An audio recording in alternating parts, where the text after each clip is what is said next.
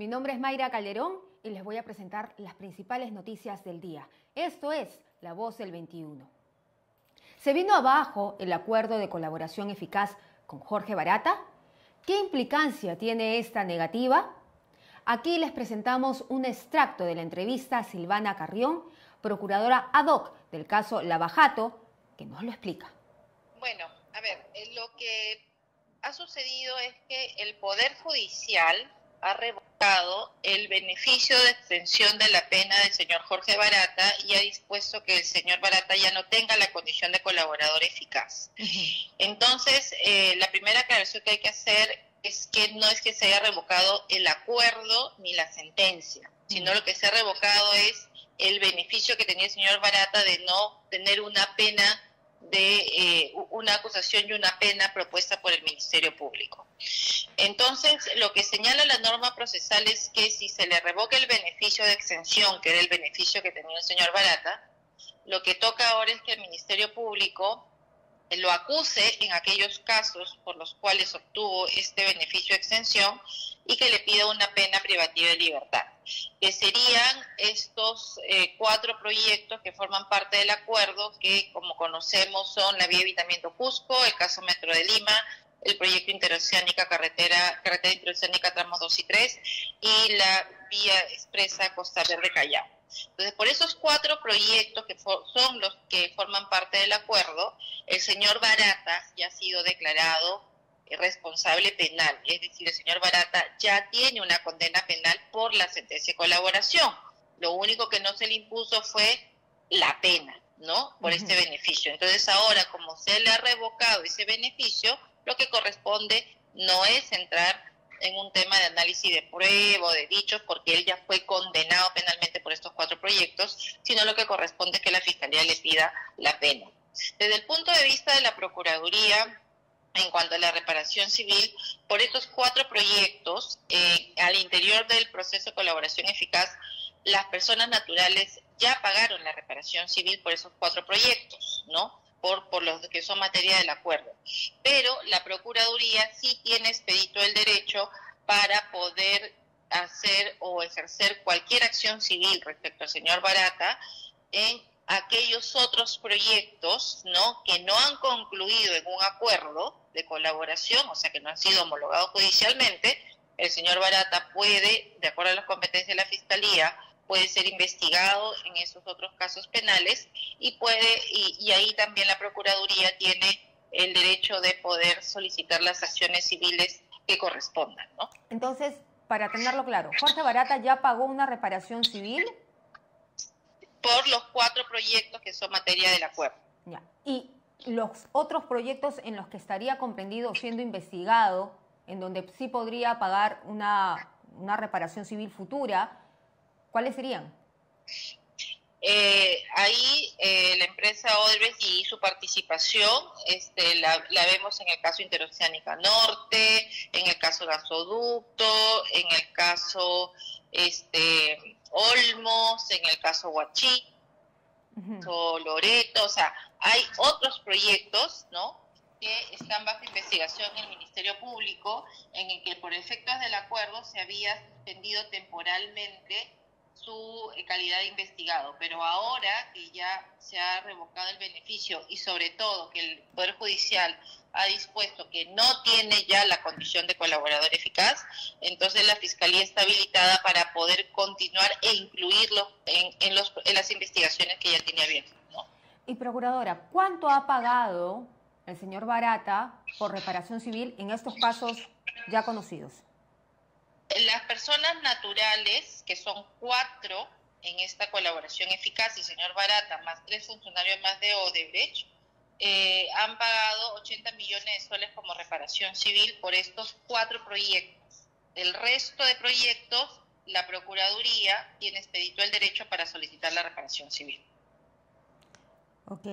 ¿Barata tiene propiedades en el Perú? ¿Perdón? ¿Barata tiene actualmente propiedades en el Perú? Estamos haciendo el chequeo y la verificación actualizada, ¿no?, de los bienes que puede tener el señor Barata, pero si en caso el señor Barat hubiese transferido bienes, porque así proceden muchos de los investigados en lavajato, que transfieren los bienes, lo que la Procuraduría tiene expedito el derecho es de pedir la nulidad de esas transferencias, ¿no? Y casualmente estamos evaluando y pidiendo la actualización de los bienes que el señor Barata tiene o tuvo, porque en ambos casos podemos ejercer acciones civiles. ¿Y qué es lo que sigue ahora? ¿Barata en algún momento va a llegar al Perú? Porque se dijo o se presumió que Barata podría ser extraditado. No, a ver, ahí las normas internacionales de los tratados con Brasil, ¿no? No habilitan el tema de la extradición con ningún ciudadano brasileño. O sea, en realidad no hay un tratado como por ejemplo sí hay con Estados Unidos o con España, en los cuales habilita de manera directa, por acuerdo entre los países, a una extradición. Sin embargo, sí hay otros instrumentos internacionales como digamos, invocar un principio de reciprocidad a través del cual podríamos llegar a una extradición del señor Barata. Pero en primer término sí hay que ser claros en decir que no hay un tratado, digamos, bilateral con Brasil, entre Perú y Brasil, que habilite esta extradición de manera más directa, sino tiene que invocarse otros principios del derecho internacional para poder llegar a ese punto. Lo cierto es que el señor Barata, que es incluido en otras investigaciones porque ya no tiene calidad de colaborador eficaz para nuestra justicia, entonces lo que sí procede es que el Ministerio Público pida su orden o pida, ¿no?, que se le capture y tendrá que surgir una captura a nivel internacional, ¿no? Sobre los bienes, una precisión, procuradora. ¿Puede pedir el señor Barata la nulidad así estos bienes hayan sido vendidos hace años? La norma procesal contempla la figura de la nulidad de transferencia para aquellos bienes que han correspondido a los investigados, ¿no?, que han estado bajo su titularidad y que por alguna razón, seguramente por efectos de estar comprendidos en una investigación, han sido transferidos a terceros. Entonces, ahí es donde la norma permite casualmente que se pueda invocar esta nulidad de transferencia, y esta es una figura que nosotros, por lo menos en los casos de lavajato en los que la Procuraduría participa, es una figura que hemos utilizado ya de manera recurrente, por ejemplo en el caso del señor Félix Moreno, en el caso del señor PPK, en otros casos del señor Salazar Delgado, ¿no? Porque hemos identificado que han transferido sus bienes cuando ellos estaban sometidos a una investigación. Entonces, sí es una figura posible, ¿no?, y que obviamente vamos a evaluar también en el caso del señor Barata. En otras noticias, la Comisión Permanente del Congreso aprobó en segunda votación la ley que precisa la prescripción de lesa humanidad. Lucas Gersi hace un breve análisis de lo que sucedió. Primer punto importante que yo quiero tocar. ¿Qué es un delito de lesa humanidad? Antes de hablar de cualquier otro tema, hay que definir qué es un delito de lesa humanidad. Un delito de lesa humanidad se produce cuando el Estado o una organización equiparable al Estado comete vulneraciones sistemáticas de los derechos humanos de la población. Y esas vulneraciones tienen que ser sistemáticas, ¿no? Por ejemplo, en las guerras de Yugoslavia, cuando los croatas o los serbios querían erradicar a los musulmanes de ciertas áreas y hubo un genocidio, esos fueron delitos de lesa humanidad. El holocausto fue un delito de lesa humanidad. Cuando se produjeron de repente pues matanzas en África, ¿no? En Etiopía, por ejemplo, 1 millón de muertos en la dictadura del Derg en Etiopía, eso fue un delito de lesa humanidad. En el Perú, el Estado peruano cometió delitos de lesa humanidad en la época de la guerra contra el terrorismo. Yo pienso que no. Yo pienso que nosotros no debemos aceptar que en el Perú se cometieron delitos de lesa humanidad.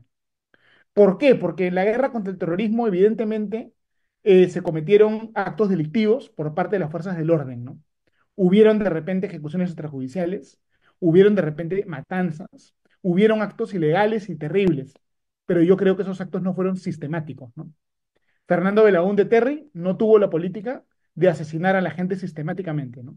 Alan García tampoco pienso que tuvo esa política. Alberto Fujimori tampoco. Entonces, de arranque, yo quiero decir que desde mi punto de vista, nunca se cometieron delitos de lesa humanidad en el Perú. Y yo creo que hay un tema ideológico muy grave, ¿no?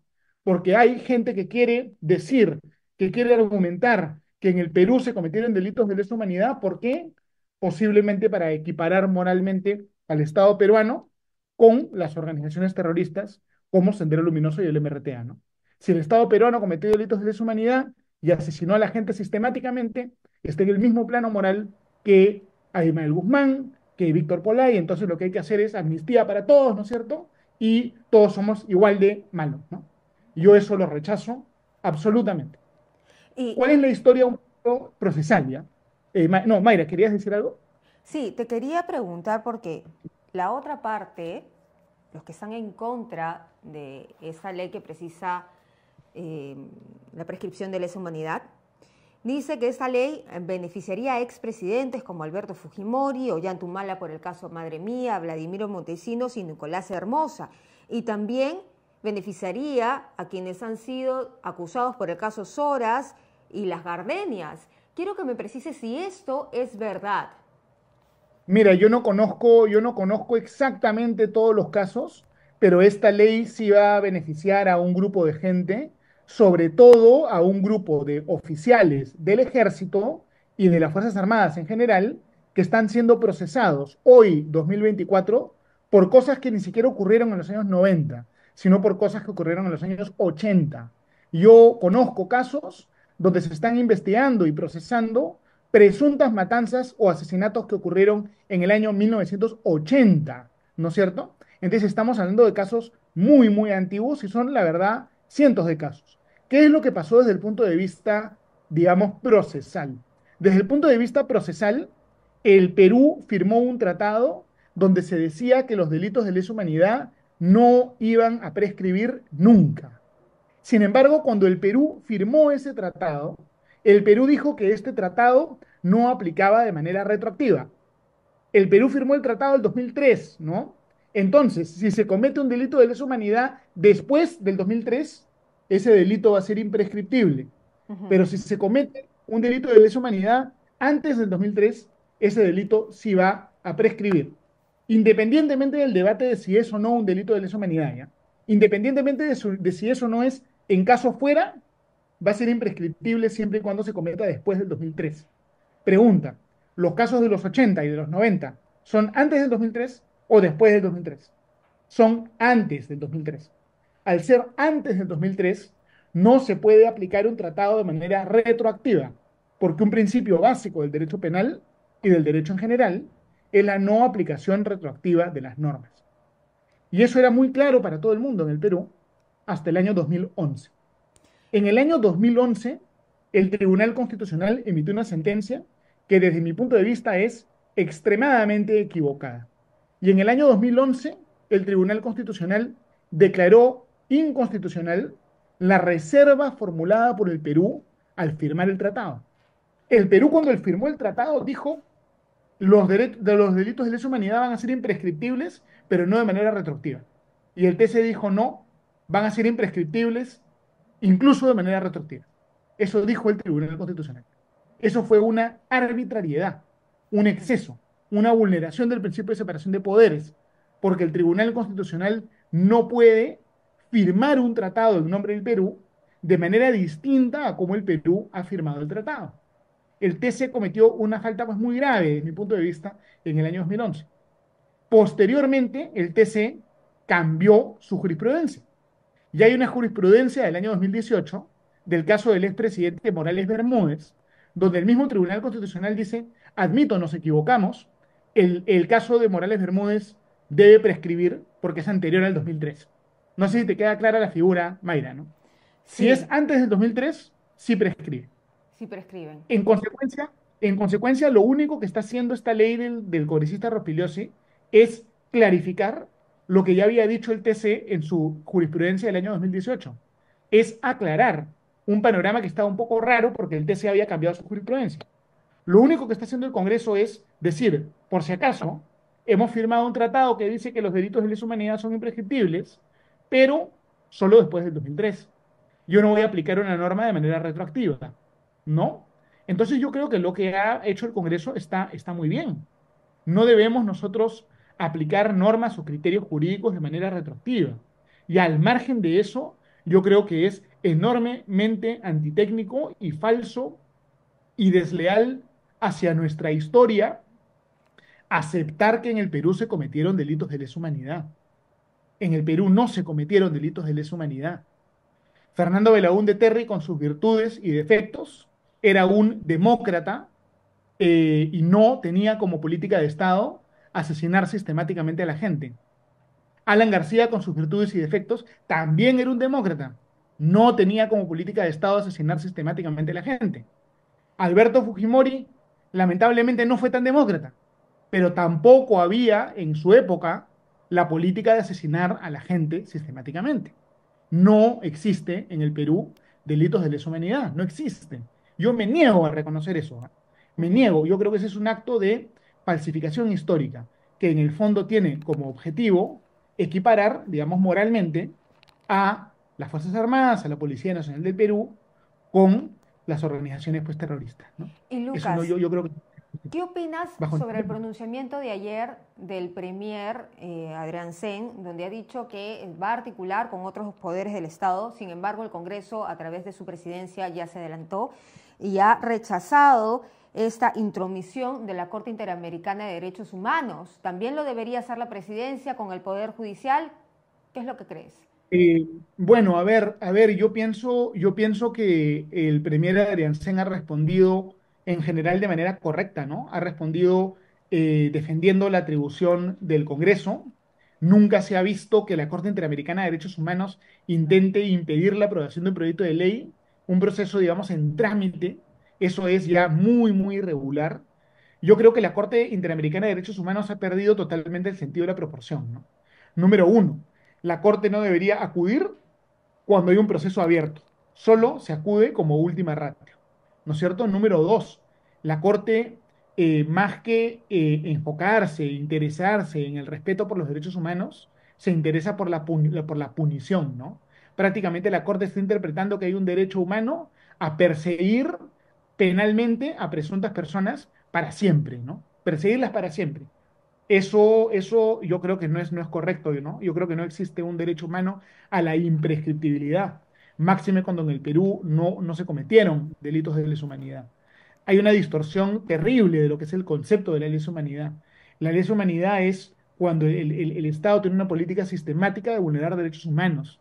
Yo creo que en el Perú eso no ocurrió. Me resisto a aceptar que eso ocurrió en el Perú. Las matanzas que hubieron, las tragedias que hubieron fueron la excepción, no fueron la regla, ¿no? La Marina de Guerra, la FAP, el Ejército del Perú, no son grupos, digamos, criminales que estaban asesinando indiscriminadamente a la gente, ¿no? Eso yo me resisto a aceptarlo. Muy Eh, bien. bueno, el Congreso de la República, la verdad, de repente su respuesta fue pues contundente, ¿no? De repente, si la Corte Interamericana de Derechos Humanos no sacaba su resolución, el Congreso esto no lo aprobaba, o por lo menos no lo aprobaba ahora. Yo creo que más bien probablemente esto ha servido para generar el consenso necesario entre las bancadas del Congreso para que esto se pueda, digamos, aprobar, ¿no? Es un acto prácticamente de desafío, ¿no? Bien. Y Juan Carlos Chamorro, de Perú 21, estuvo en el Congreso siguiendo de cerca el pronunciamiento de Fernando Rospigliosi y José Cueto, congresistas, sobre la ley que precisa la prescripción de lesa humanidad.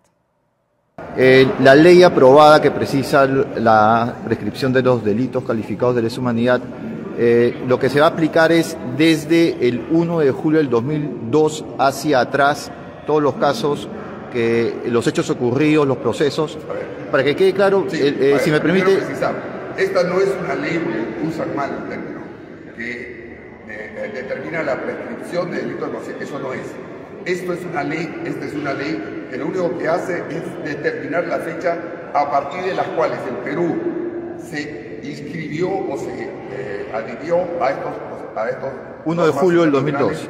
2002 y 2003 cada una. Ajá. De ahí para adelante, todos los sucesos pasados fuera de esa o atrás de esa fecha no han debido ser calificados y mucho menos utilizados como Claro, el Poder Judicial determinará cuáles son los casos que van a aplicar o no, pero lo que quería pedirle su opinión, tanto ustedes como coautores, IDL ha señalado que serían unos 30 casos emblemáticos, el congresista, que irían directamente con esta ley, ¿no? Que se aplicarían, horas, 2 casos de terrorismo, una más. IDL es justamente uno de los que se ha preocupado toda su vida de enmarcar todos los delitos o todos los supuestos delitos de esa época como delitos de lesa humanidad. Claro. Así que, por lo menos por mi parte, y creo que sí, Fernando cree igual que yo, el IDL no tiene ningún tipo de catadura moral para tratar de imponer sus formas y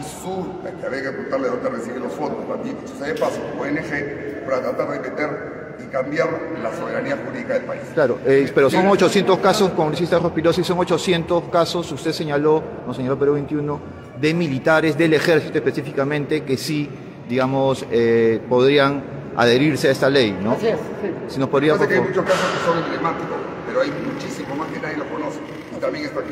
claro, en los casos emblemáticos sí, está el caso Frontón, Soras, Pativilca, y son General Rivero Lazo. General Rivero Lazo.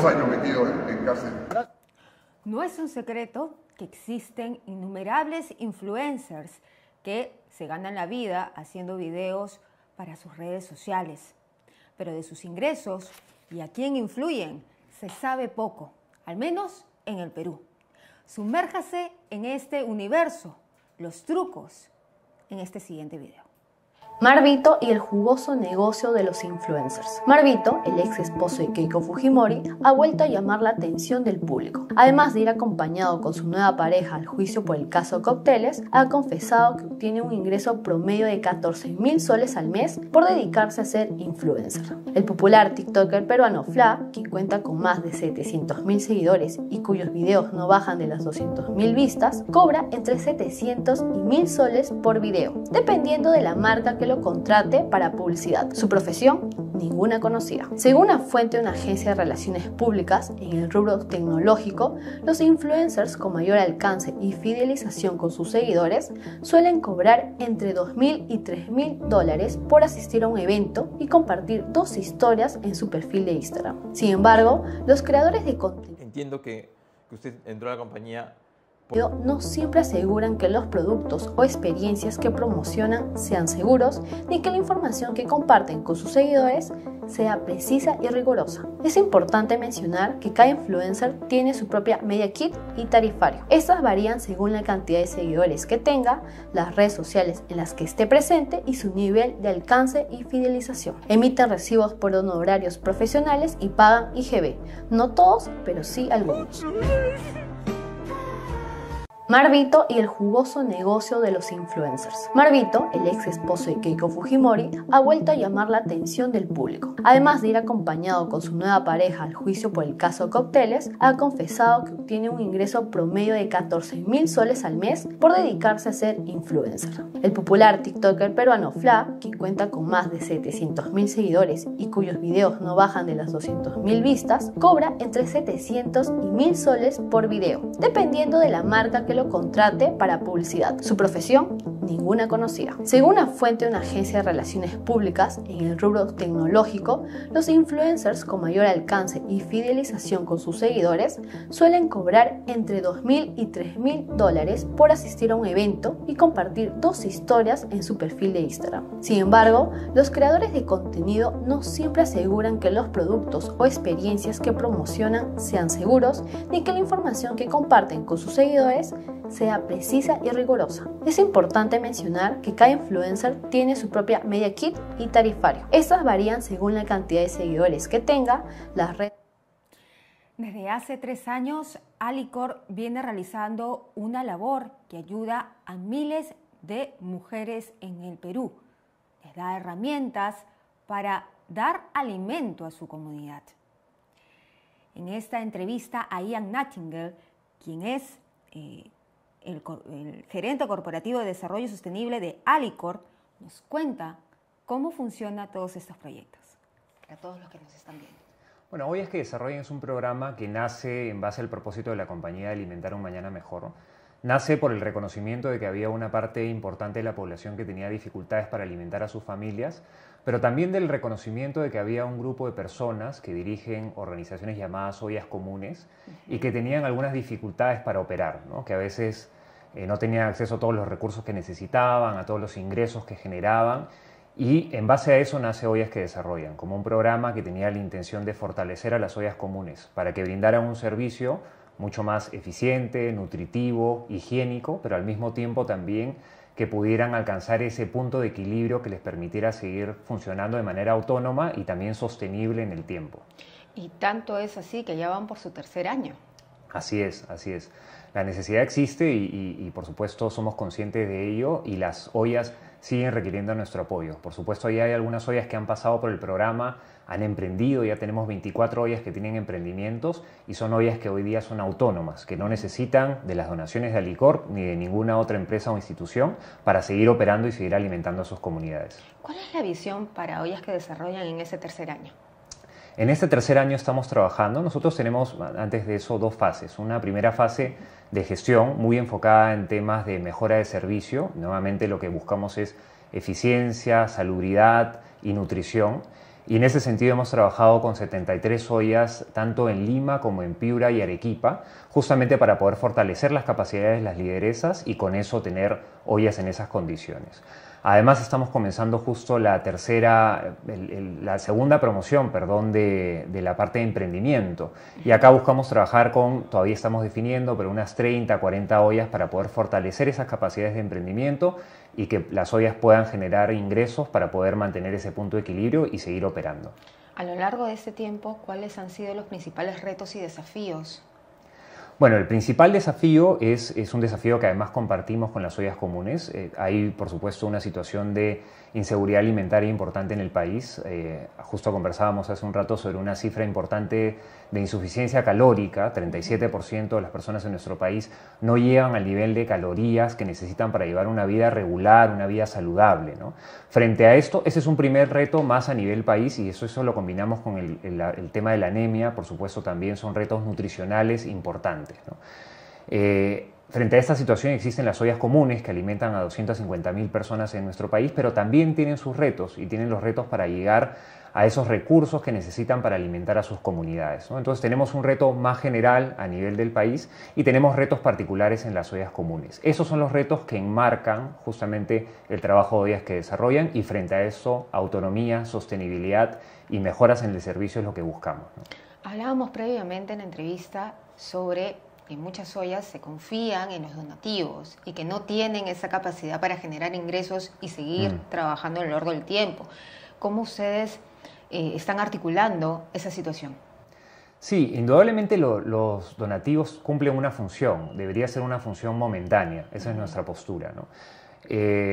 Y van a existir durante un momento, pero los donativos tienen que tener una función más bien de darle cierta tranquilidad a la lideresa de ollas comunes para poder enfocarse en capacitarse. Eso es lo que buscamos y es el componente principal de Ollas que Desarrollan. Capacitar a las lideresas, por supuesto darle los donativos en el interín, pero que en base a las capacidades que vayan generando vayan entendiendo cómo manejar la contabilidad, cómo manejar la nutrición, cómo manejar la higiene de su olla común y cómo encontrar los recursos, porque las ollas tienen recursos principalmente en el liderazgo de sus lideresas, cómo encontrar esos recursos para poder desarrollar una actividad de negocio, ¿no? Por ejemplo, tenemos algunas ollas que tienen la olla común de lunes a viernes y los sábados y domingos han decidido hacer un pequeño restaurante. Ese pequeño restaurante genera ingresos que mantienen el funcionamiento de la olla y así no tienen que depender de terceros, de ninguna empresa ni institución en general, ¿no? ¿Cómo ustedes han ayudado a estas dirigentes madres de familia a tener una olla que desarrolla? Sí, nosotros tenemos como parte del programa 4 componentes, ¿no? El primero, el principal de todos, es la generación de capacidades, ¿no? Trabajamos con las lideresas, que son actores activos en su crecimiento, en su desarrollo, para que puedan fortalecer sus ollas comunes. El segundo componente es el de equipamiento de ollas comunes, es decir, muchas ollas tienen equipamiento, pero a veces no están en las mejores condiciones. Nosotros nos encargamos junto con nuestros aliados de dotar de equipamiento adecuado las ollas comunes. Por otro lado, tenemos las donaciones de raciones de alimentos. En los 3 años que tenemos con el programa hemos donado 3.200.000 raciones de alimentos a ollas comunes. Y el cuarto, y tan importante como los anteriores, es la generación de alianzas. Trabajamos con muchas empresas e instituciones para poder fortalecer a las ollas comunes, cada organización aportando lo que sabe hacer. Han ganado los premios EFI. Sí. Hace poco. ¿Y qué rol ha jugado la creatividad en todo esto? Bueno, algo muy importante, por supuesto, es la generación de comunicación. Digamos, nosotros tenemos que generar impactos, pero también tenemos que comunicar los impactos, porque en la medida que comunicamos, generamos confianza. La comunicación tiene un rol muy importante para generar confianza hacia las lideresas. Es muy diferente acercarse hoy y decir, venimos de ollas que desarrollan, cuando ya somos un programa que es conocido, la generación de confianza es casi inmediata, pero además de la relación con las lideresas, la relación con futuros y presentes aliados, ¿no? Cómo la comunicación también genera esa fortaleza en la relación y la voluntad de otras empresas de sumarse al programa, ¿no?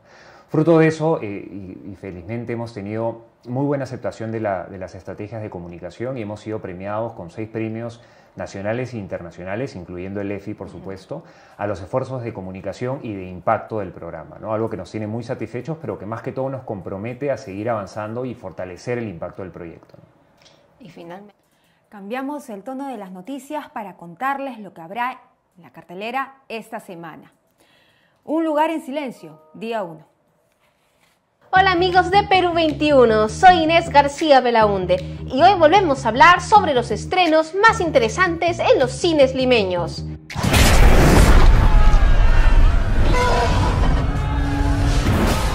Hoy estamos en la mira de una esperada precuela, de una franquicia que nos pone los pelos de punta desde el 2018. Un lugar en silencio. Esta historia trata de un mundo acosado por perturbadoras criaturas que atacan nada más oyen ruido. La población sobreviviente habla a base de señas para no alertar a los monstruos. En cines está también Un lugar en silencio, día 1. El origen de este perturbador universo. Nos enfocamos en Sam, Lupita Nyong'o para los que no conocen. Una paciente de cáncer que, en el día que viaja a Nueva York, llega a ser testigo de la llegada de los alienígenas, que van destruyendo todo a su alrededor. Los aliens son invidentes, pero tienen una capacidad de audición muy por encima de la humana, por lo que Sam deberá actuar en silencio para poder defenderse. Las artes expresivas de un mimo le caerían muy bien a estos protas que luchan contra el mal. La franquicia ha tomado un giro, yendo de un mundo rural y una familia en peligro a enfocarse ahora en un grupo de extraños en la Gran Manzana.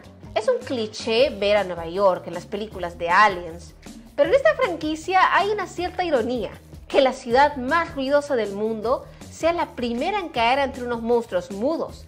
¿Cómo sería si esos monstruos llegasen acá a Lima? Hay morrones, ajo, perejil, zanahoria, tomate. La destrucción de Nueva York es similar a los eventos vistos el 11 de septiembre en la vida real.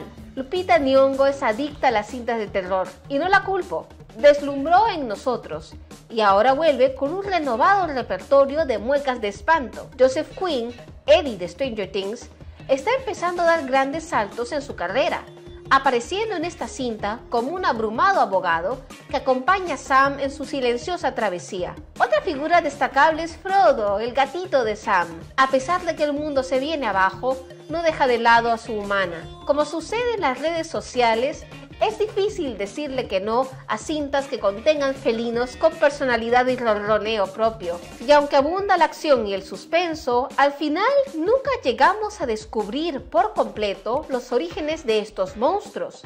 Pero tampoco es que se pueda exigir mucho a este género. Basta con que nos enganche desde el primer susto. Y aquí terminamos, amigos. Si quieren ver más contenido como este, no se olviden de seguirnos en nuestras redes sociales o nuestra página web peru21.p. Y ahora en las noticias de mundo, Hezbollah ataca con cohetes a Israel. El siguiente video es de la agencia AFP. Hezbollah lanzó más de 200 cohetes y drones explosivos contra el norte de Israel. Las sirenas antiaéreas resonaron el jueves hasta los altos del Golán, territorio sirio anexado por el Estado hebreo. El movimiento islamista, que ya había disparado el miércoles un centenar de cohetes, declaró que los lanzamientos formaban parte de la respuesta por la muerte de uno de sus comandantes en un bombardeo israelí en el sur del Líbano. Por su parte, Israel anunció haber atacado instalaciones de lanzamiento de proyectiles en el sur del territorio libanés después de que numerosos proyectiles y dispositivos aéreos sospechosos cruzaran la frontera. Para ser claros, Israel está contrarrestando esta agresión de Hezbollah. Usaremos los medios para restaurar la seguridad de nuestra frontera norte y para que nuestros ciudadanos regresen a salvo a sus hogares. La jornada estuvo marcada también por nuevos bombardeos israelíes en la franja de Gaza. En el sur del enclave, decenas de miles de palestinos abandonaron desde el lunes sectores del este de Rafah y de Han Yunis, después de que el ejército israelí ordenara una evacuación. Según la ONU, al menos 9 de cada 10 personas en Gaza han sido desplazadas al menos una vez en casi 9 meses de guerra, es decir, 1.900.000 personas.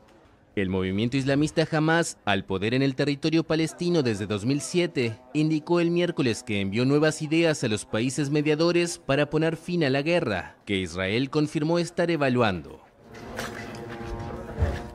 Y no se olvide que estas y otras noticias las puede ver en Perú21.pe y en Perú 21 Televisión al momento que usted quiera. Nosotros regresamos mañana.